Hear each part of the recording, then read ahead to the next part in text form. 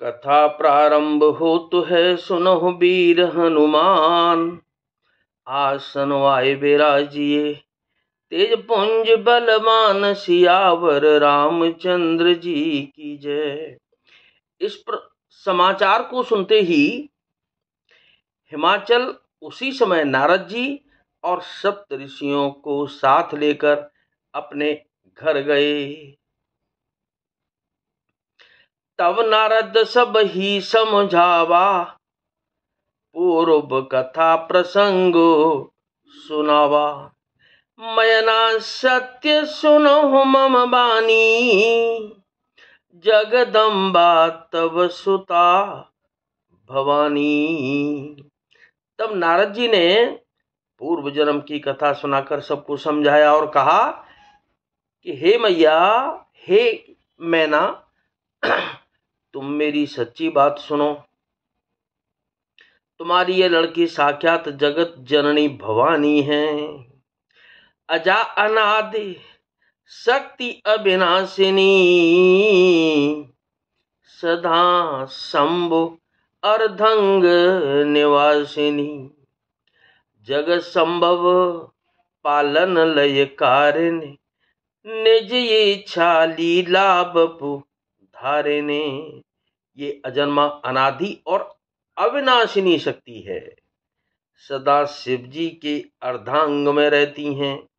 ये जगत की उत्पत्ति, पालन और संहार करने वाली हैं और अपनी इच्छा से ही लीला शरीर धारण करती हैं। जनमी प्रथम दक्ष ग्रह जाई नामो सती सुंदर तनु पाई। तहु सती संग करहि विवाही कथा प्रसिद्ध सकल जग माही। पहले ये दक्ष के घर जाकर जन्मी थीं, तब इनका सती नाम था। बहुत सुंदर शरीर पाया था।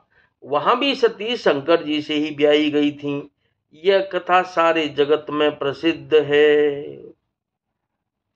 एक बार आवत शिव संगा देखे हो रघुकुल कमल पतंगा। बयहु मोह शिव कहान कीना ब्रह्म बस बेसु सीय कर लीना। एक बार इन्होंने शिव जी के साथ आते हुए राह में रघुकुल रूपी कमल के सूर्य श्री रामचंद्र जी को देखा। तब इन्हें मोह हो गया और इन्होंने शिव जी का कहना न मानकर ब्रह्मवश सीता जी का वेश धारण कर लिया। सिय बेसु सती जो कीनते हैं अपराध शंकर परिहरी। हर बिरह जाए बहोर पितु के यज्ञ जोगा नल जरी। अव जन्म तुमरे भवन निज पति लागे दारुण तप किया। अस जान संशय तजहु गिरजा सर्वदा शंकर प्रिया। सती जी ने जो सीता का वेश धारण किया, उसी अपराध के कारण शंकर जी ने उनको त्याग दिया। फिर शिव जी के वियोग में ये अपने पिता के यज्ञ में जाकर वहीं योगाग्नि से भस्म हो गईं। अब इन्होंने तुम्हारे घर जन्म लेकर अपने पति के लिए कठिन तप किया है, ऐसा जानकर संदेह को तो बिल्कुल छोड़ दो। पार्वती जी तो सदा ही शिव जी की प्रिया यानी कि अर्धांगिनी हैं। सुन नारद के बचन तब सब कर मिटा विषाद। क्षण महु व्यापेहु सकलपुर गर गर यह संवाद। सियावर रामचंद्र जी की जय। पवन सुत हनुमान जी की जय। तब नारद के वचन सुनकर सबका विषाद मिट गया और क्षण भर में यह समाचार सारे नगर में घर घर फैल गया। तब मयना हिम वंतु आनंदे, पुने पुने पार्वती पद बंदे। नारी पुरुष शिशु जुबाहा सयाने, नगर लोग सब अति हर्षाने। तब मैना और हिमवान आनंद में मग्न हो गए और उन्होंने बार बार पार्वती जी के चरणों की वंदना की। स्त्री, पुरुष, बालक, युवा और वृद्ध, नगर के सभी लोग बहुत ही प्रसन्न हुए। लगे होनपुर मंगल गाना, सजे सबहि हाटक घटनाना। बाती अनेक भई जेवनारा, सूप शास्त्र जस कछु व्यवहारा। नगर में मंगल गीत गाए जाने लगे और सबने भांति भांति के सुवर्ण के कलश सजाए। पाक शास्त्र में जैसी रीति है उसके अनुसार अनेक मात की ज्यो नार हुई रसोई बनी। सोजे बना रखे जाय बखानी, बस ही भवन जेहि मातु भवानी। सादर बोले सकल बराती, विष्णु बेरंचित देव सब जाती। जिस घर में स्वयं माता भवानी जगदम्बा रहती हों, वहां की जोनार भोजन सामग्री का वर्णन कैसे किया जा सकता है। हिमाचल ने आदर पूर्वक सब बारातियों को विष्णु, ब्रह्मा और सब जाति के देवताओं को बुलवाया।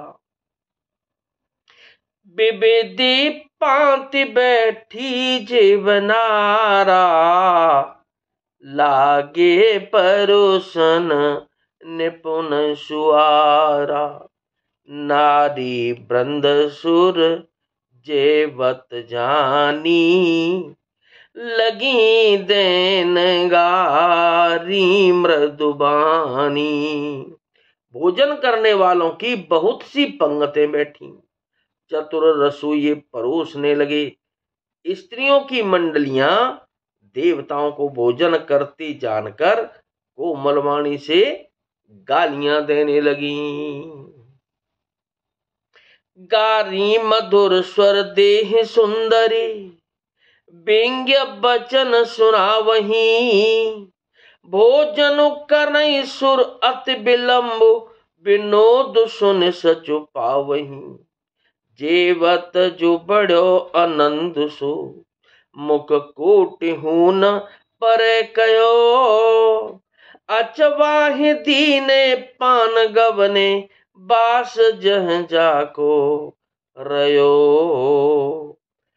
सब सुंदरी स्त्रियां मीठे स्वर में गालियां देने लगीं और व्यंग भरे वचन सुनाने लगीं। देवगण विनोद सुनकर बहुत सुख अनुभव करते हैं, इसलिए भोजन करने में बड़ी देर लगा रहे हैं। भोजन के समय जो आनंद बढ़ा वह करोड़ों मुख से भी नहीं कहा जा सकता।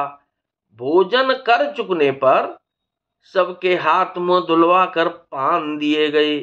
फिर सब लोग जो जहां ठहरे थे वहां चले गए। बहुर मुन हिमवंत कहूं, लगन सुनाई आय। समय बिलो के विवाह कर, पठये देव बुलाए सियावर रामचंद्र जी की जय। फिर मुनियों ने लौटकर हिमवान को लगन पत्रिका सुनाई और विवाह का समय देखकर देवताओं को बुला भेजा। आगे की कथा अगले एपिसोड में। तो कथा विसर्जन हो तो है, विदा हो हनुमान। राम लखन और जानकी, सदा करें कल्याण सियावर रामचंद्र जी की जय। पवन सुत हनुमान जी की जय।